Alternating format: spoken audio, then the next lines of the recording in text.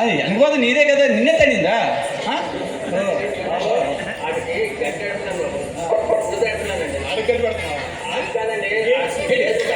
ఆగదు చూడు, గడ్డి గడ్డి పాలు అడివే కాపులునా?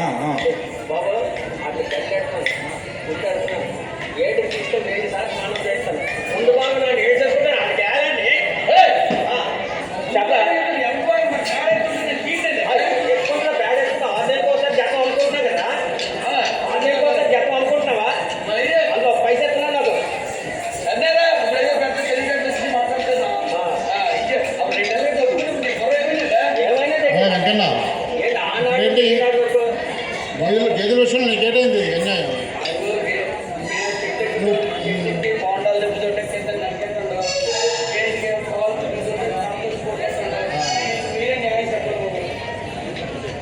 చెట్ల తాలూకా పైభాగం నీది, దిగుబాగం అతనిది. దిగుబాగం ఏదేం చేసుకుంటాడు, నువ్వు వాళ్ళకి అన్యాయం ఉంటాయిగా.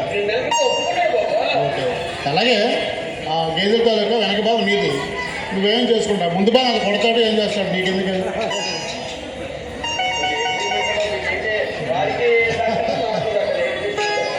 అప్పుడు న్యాయం దారికి వచ్చావు అప్పుడు నువ్వు చేసింది అన్యాయం అర్థమవుతుందా నీకు? ఇప్పుడు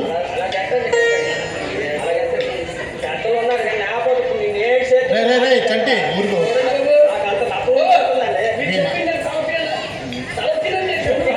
మీ నాన్నగారు వెంకన్న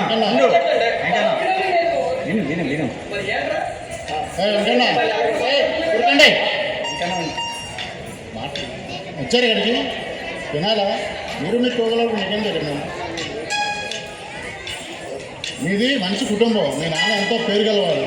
అలాంటి పిల్లలిద్దరూ ఇక్కడికి వచ్చి పంచాయతీలో గొడవలాడుకుంటే బాగుంటుందా? చేయవలసింది తమ్ముడిని కన్నబిడ్డలా చాలా చూసుకోవాలి. కానీ నువ్వు చేస్తుండే మీ నాన్న ఉమ్మడిగా ఆస్తి ఉండాలి, హాయిగా పంచుకుంటారు అన్నాడు.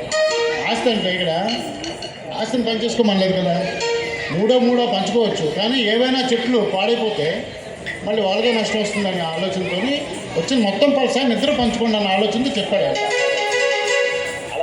మొత్తం 6 కొబ్బరి చెట్లతో ఫలసాన్ని ఇద్దరు సమానంగా పంచుకోండి.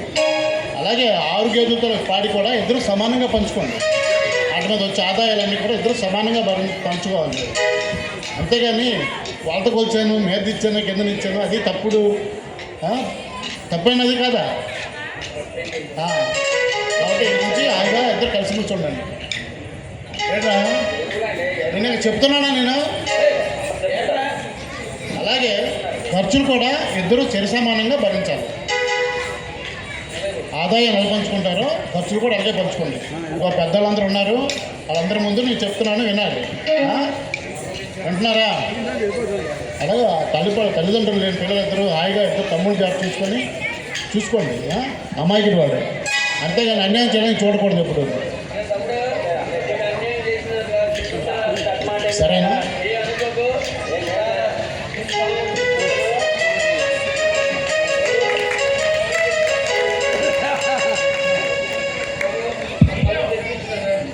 మంచిది.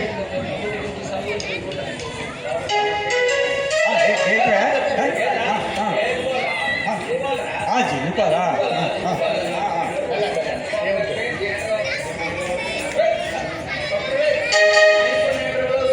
మీరు శుభ్రంగా ఉండరా బాబు.